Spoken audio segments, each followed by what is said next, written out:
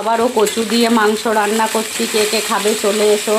তোমরা কিন্তু কেউ হাসবে না, অনেকেই কচু দিয়ে মাংস রান্না হয়তো খাও না। আমি আগেও আমার ভিডিওতে দেখেছি, কচু দিয়ে মাংস দেখিয়েছি, আর আজকেও দেখাচ্ছি। এই দেখো, পেঁয়াজটাকে লাল লাল করে ভাজা করে নিয়েছি। লাল লাল করে ভাজতে গিয়ে একটু বেশি ভাজা হয়ে গেছে, যাই হোক। আর এখানে কিন্তু আমি চিকেনটাকে ম্যারিনেট করে রেখেছি। এই দেখো, এখন দিয়ে দেবো চিকেনটা। তো ভালো করে কষিয়ে নিয়ে আমি কিন্তু চিকেন দিয়ে, মানে কচু দিয়ে চিকেন রান্না করতে লেগে গেলাম।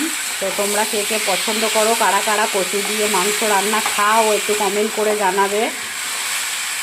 তো এই দেখো, আমি কিন্তু বানিয়ে ফেলছি। আর এই দেখো, পাশে বানিয়ে রেখেছি 4টে আলুর পরোটা। তো এটা আমি এমনি বানিয়ে রেখেছি, তাই বলে কচু দিয়ে খাবো না এটা ভেবো না। যাই হোক, সবাইকে কি বলবো, কচু দিয়ে মাংস রান্না শিখিয়ে দিচ্ছি আমি। যারা বানিয়ে খাও না তারা কিন্তু অবশ্যই বানাবে, খুব টেস্টি লাগে কিন্তু, বুঝেছো? তো সবাইকে টাটা। আপাতত আমার কষানোটাই দেখালাম তোমাদেরকে, বুঝতে পেরেছো? যাই হোক, টাটা।